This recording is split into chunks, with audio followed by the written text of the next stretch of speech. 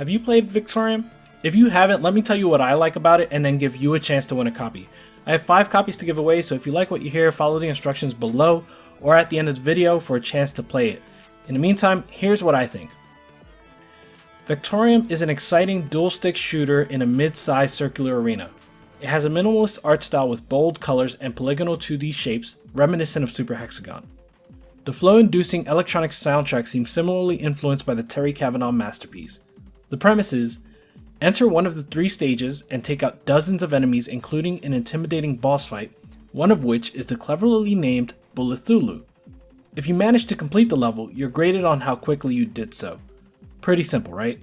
Well, that's just the start. You can unlock up to 15 levels as you play, each more bombastic than the last, but what really hooked me was the types of ships you could select to take into battle. The differences were so great between each ship that it reminded me of the differences between fighting game characters.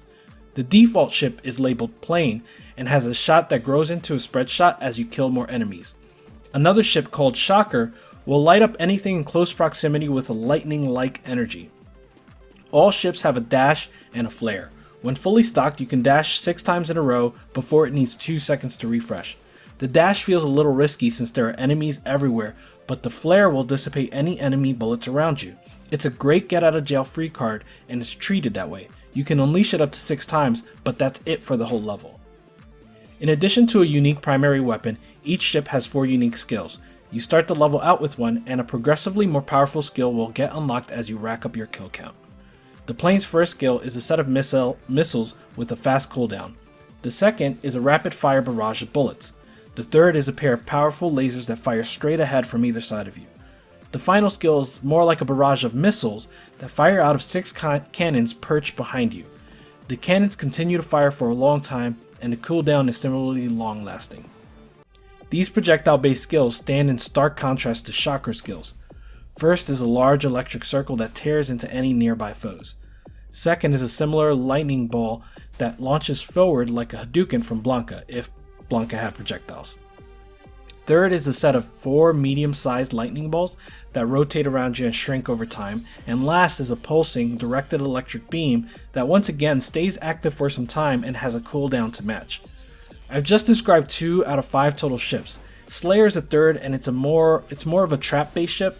And these unique traits, combined with the unique bosses, produce a landscape ripe for experimentation.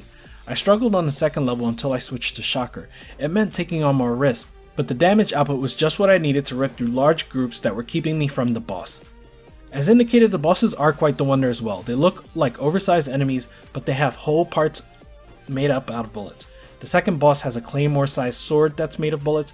Bulethulu has similarly formed tentacles, and there's a majestic bird-like beast with bullet wings. So while I'm still early in Vectorium, it feels like a game that I could experiment with for some time as I go through the 15 levels. But we want to know what you think. To that end, we have 5 keys to give away. All you have to do is subscribe if you haven't already, and comment down below on what interests you about Vectorium. If possible, we'd like you to submit your thoughts afterwards. You can tweet us or comment in the video, but I'd love to hear if y'all came away with the same impressions that I did. Okay, aside from that, check our site for a review of Solo. JR enjoyed the adorable aesthetic, the relaxing music, and clever, if not overly challenging puzzles. But he did have some reservations about the narrative. Also look out for a video review of Super Darrow Deluxe that's coming soon, and of course Indie Weekly after the weekend. So hit that like, drop that comment, push that subscribe, just do the things. Alright, peace.